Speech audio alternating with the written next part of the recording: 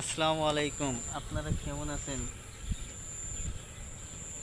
আশা করি সকলেই আল্লাহ তাআলার অশেষ রহমতে ভালো আছেন।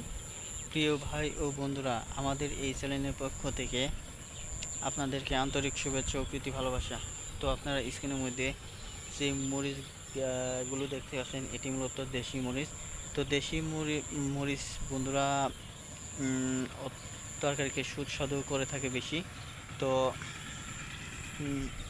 গ্রামগঞ্জের লোকেরা তারা দেশি মরিচ গাছ চাষ করে থাকে।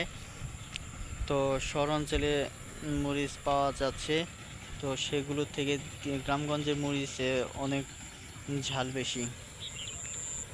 তো প্রিয় ভাই বন্ধুরা, গ্রামগঞ্জে অনেক কৃষক রয়েছে, তারা নিয়মিতই মরিচ চাষ করে আসছে।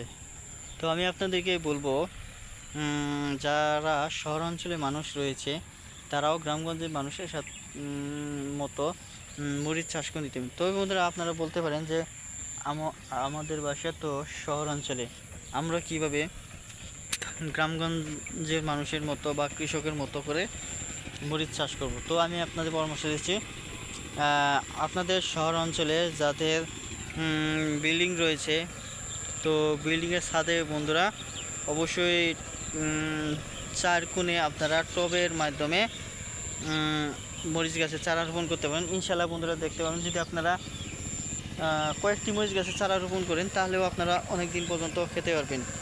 তো বন্ধুরা, আপনারা দেশি মরিচ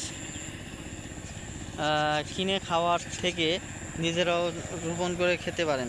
তো ভিডিওটি আপনাদের কেমন লাগলো কমেন্টের মাধ্যমে জানিয়ে দেবেন। ধন্যবাদ আপনাদেরকে।